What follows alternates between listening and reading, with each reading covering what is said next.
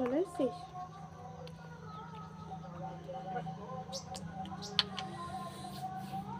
Good morning. কেমন আছো তোমরা সবাই? আশা করছি সবাই ভালো আছো, সুস্থ আছো। প্রিয়াঙ্কা আর একটা ব্লগে তোমাদের স্বাগত। আজকের ফার্স্ট মর্নিং থেকে ব্লগটা শুরু করছি। এখন সময় 6টা। তো আমি নিজে ফ্রেশ হয়েছি, মুখটা ধুয়ে মাথাটাও আঁচড়ে নিয়েছি, নিয়ে টুপিটা পরলাম। আর ভীষণ মাথা যন্ত্রণা করছে, তো আগে একটুখানি টাইগার বাম দিয়ে দিলাম, মাথা ধরছে বলে। তো ভীষণ যন্ত্রণা করছে, কিছু সময় বসবো, তারপরে কাজে হাত দেবো। আর আমাদের কালিন্দি চলে এসছে এখানে। ও জানি ঠিক এই সময় চা খাওয়া হয় বা বিস্কুট মুড়ি টুড়ি ওকে দেওয়া হয়, তো তার জন্য ও চলে এসছে। এখনও ভালোভাবে কুয়াশা পড়েছে, কিন্তু কুয়াশা এখনও কাটেনি, তো যার জন্য সকাল থেকে এখনও কাজে হাত দেওয়া হয়নি। আর এইবার কিছু সময় বসে তারপরে কাজটা করব। তো চলো, সারাদিন কন্টিনিউ পুরো ব্লগটা দেখো, আশা করছি তোমাদের ভালো লাগবে। ঠিক আছে, পরে আসছি।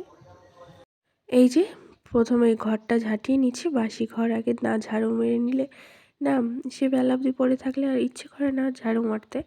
তো দিনের মধ্যে অন্তত 3 থেকে 4 বার ঝাড়ু মারা হয়ে যায়। তো সকালবেলাটাই সবচেয়ে মেন কাজ, যে বাসি ঘর ঝাঁটানো।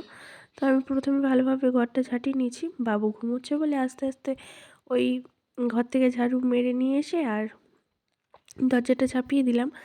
আর এখনও না অনেক এরপরে যাব উনুনটা ছঁচ দিতে, মানে লেপতে যাব প্রথমে। আর পুকুরের তলায় না আমাদের খুব সুন্দর ইঁদুর মাটি উঠেছে।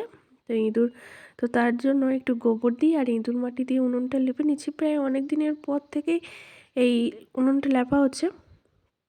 মানে মাটি আর গোবর দেবে তেমন আমি লেপি না, শুধু গোবর দিয়েই লেপে নিয়ে চলে আসি, তো তার জন্য আর মাটি পাই না। তো আজকে মনের মতন করে খুব সুন্দর করে উনুনটায় মাটি দিয়ে দিচ্ছি, আর গোবর আছে যেহেতু। তো আর বাবু তো এখনও ঘুমোচ্ছে, আমি একটু তাড়াতাড়ি কাজগুলো করে নিচ্ছি, কারণ দিদিমা মুখ ধুয়ে না বসে আছে। তো এটা গোবরটা লেপেই আগে ভাবছি চাটা করে দেবো দিদিমাকে, আর আমিও নিজে একটু চা করে খেয়ে নেবো। চলো এটা তাড়াতাড়ি লেপে নিই, তারপরে আসছি।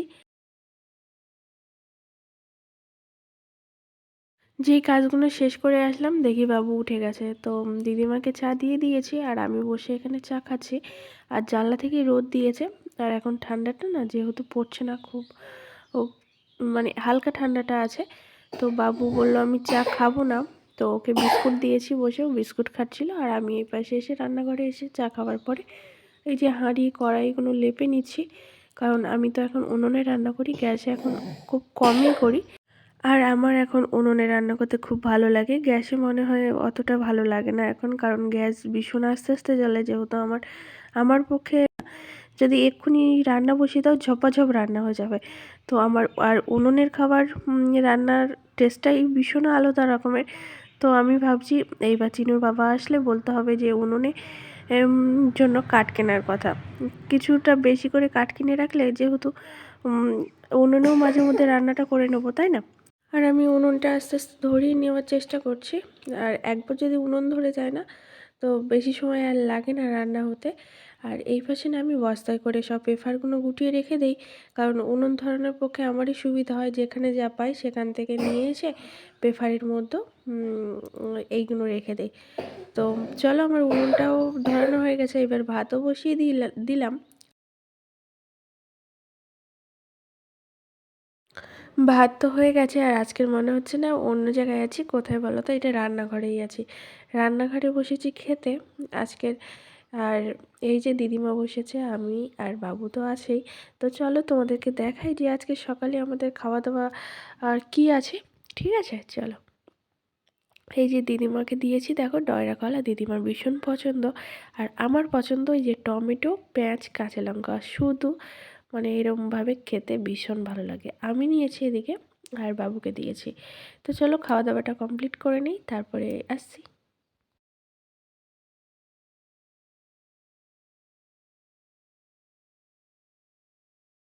অনেক সময় পরেই আবার আসলাম, সেই মানে 9:30টার সময় ভাত খেয়েছিলাম, আর তারপরে আর আসা হয়নি। মাঝে না মানে জাল ফেলাচ্ছিলাম আমি, এত সময় মানে আধ ঘন্টা হচ্ছে প্রায় জাল ফেলিয়েছি, মাছ একটাও পড়েনি।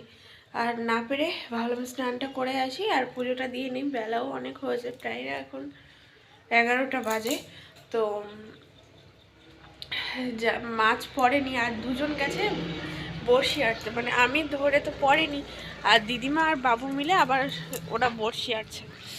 জালও না মানে এতটা এরম কোমর সমান জলের পুকুরে লাফতে হয়েছে, জাল পুরো বেঁধে গেছিলো। এই দেখো জাল একটু মানে ছিঁড়ে গেছে, এখানটা ছিঁড়ে গেছে। তো ওর বাবা আসবে, এসে ঠিক করতে হবে। আর বাবু আর দিদা মিলে দুজন মাছ ধরছে। আমি তো এত সময় ফেলে ফেলে পড়েনি, এখন ওরা দুজন গেছে। তো চলো তোমাদের দেখাই, ঠিক আছে? হ্যাঁ, কোথায়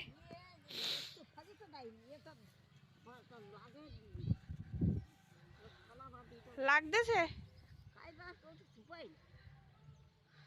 আমি এত সময় ফেলে ফেলে পড়েনি, আর পড়ে ঠান্ডা লেগে গেল আমার।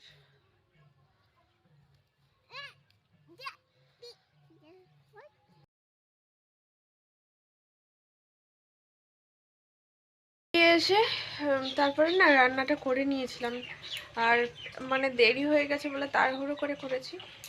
দিদিমা মালা জপছে এখন, আর আমার রান্না বান্না কমপ্লিট। এই যে সব মুছে টুছে সব পরিষ্কার করে নিয়েছি, আর এখন ভাত খাবো। তো চলো আজকের কি রান্না করলাম সেটা তোমাদেরকে দেখাই, শেয়ার করি, ঠিক আছে? এই যে দিদিমা একটা তেলাপিয়া মাছ ধরছিল, তো ওই মাছের ভাজা করলাম, আর এইগুলো ব্যাট ভাজা করলাম। আর এইখানে আছে টমেটো, আর একটা ডিম ছিল, তা এটা ভেঙে দিয়ে টমেটো দিয়ে একটু চাট মতন করেছি, ঘন্ট মতন। আর এখানে দুধ আছে, দিদিমা যদি খেতে চাই তো খাবে। তো আজকের আমাদের দুপুরের মেনু এইটা, ঠিক আছে? আর বিকেলবেলা রেডি হলাম, যাচ্ছি বাজারে। আর বাবু ঘুমিয়ে আছে বলে বাবুকে রেখে দিয়ে যাচ্ছি। সত্যি এই প্রথমবার বাবু ঘুমিয়ে আছে বলে যাচ্ছি। ভীষণ ভয়ে ভয়ে আজকে সত্যি দিনটা কেটেছে আমার, মানে ভীষণ মনের মধ্যে ভয় লাগছে, কিন্তু কি করব, ও সবে ঘুম থেকে মানে ঘুমিয়েছে, আর ওকে ঘুম থেকে তুললেই ভীষণ বায়না ধরবে, আর আমার বাজারে যেতেও দেরি হয়ে যাবে, আর আসতেও ভীষণ সন্ধে হয়ে যাবে। তো তার জন্যই বললাম ও সবে ঘুমিয়েছে যখন, ও থাকুক, আর তুমি একটু দেখাশোনা করো, দিদিমাকে বলছিলাম। তো আমি চারিদিকে ওই দরজাটা লাগিয়ে দিয়েছি, তালা চাবি মেরে দিয়ে সব দিকে যাব আমি, নাহলে আমিও বাইরে গেলে না কোনো জায়গায় শান্তি পাবো না। ভীষণ ভয় লাগছে ওকে ছেড়ে যেতে, তাও যাচ্ছি।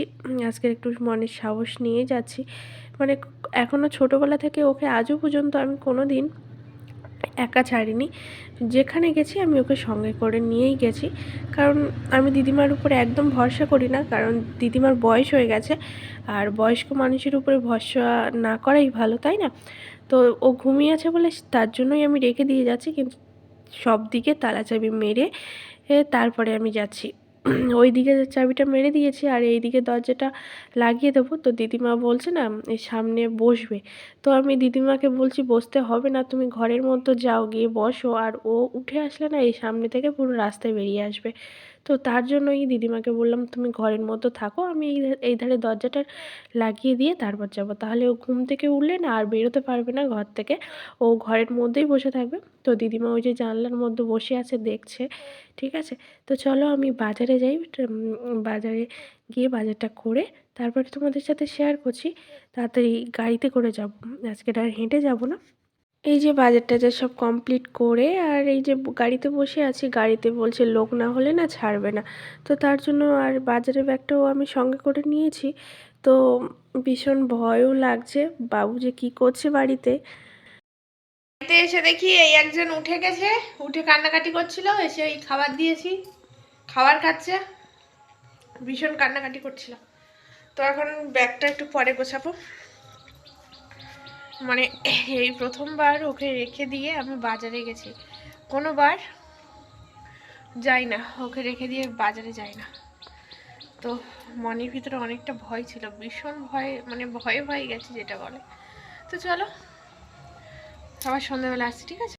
শুভ সন্ধ্যা। সন্ধ্যেবেলা সন্ধ্যে দেওয়ার পরেই রান্নাবান্নাগুলো করে নিয়েছি। এখন না সময় 7টা বাজে, তো রান্নাবান্না কমপ্লিট। আমি আজকে উনুনেই রাত্রে রান্না করেছি। তো কী রান্না করলাম সেটা তোমাদেরকে দেখাবো। আর দুপুরে মানে অল্প তরকারি ছিল, ওই তরকারিটা দুপুরেই হয়ে গেছে। তো রাত্রে আবার তরকারি করতে হয়েছে, দিদিমা রুটি খাবে, রুটি করলাম আর গ্যাসে বসিয়েছি গরম জল। চলো তোমাদের ব্যাক ক্যামেরা একবার দেখিয়ে দিই। এই যে দিদিমার জন্য করলাম রুটি, আর আমাদের জন্য তো ভাত আছে। আর রাত্রে রান্না করলাম এই যে মাংস এনেছিলাম বাজার থেকে অল্প করে, তো মাংস শুধু কষা করেছি, ঝোল টোল করিনি।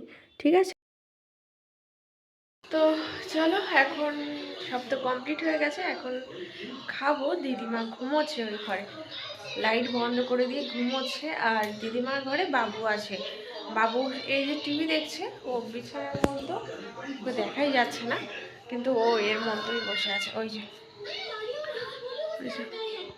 শুয়ে আছে। ওর মশারি নিয়ে না হলে ওর কাঁথা বালিশের উপরে নিয়ে ও খেলা করে, ভীষণ মানে ভালো লাগে ওর। তো যাই হোক বন্ধুরা, আজকের মতো ভিডিওটা এখানে এন্ড করছি। দেখা হচ্ছে আগামীকাল ভালো কোনো ব্লগের সাথে। সবাই ভালো থাকো, সুস্থ থাকো, গুড নাইট। আজকের এই ভিডিওটা যদি ভালো লাগে প্লিজ লাইক করো। আর আর নতুন কোনো বন্ধু বা যে যেখান থেকে আমার ভিডিওটা দেখছো, যদি ভালো লাগে প্লিজ চ্যানেলটাকে সাবস্ক্রাইব করে দিও। সেটা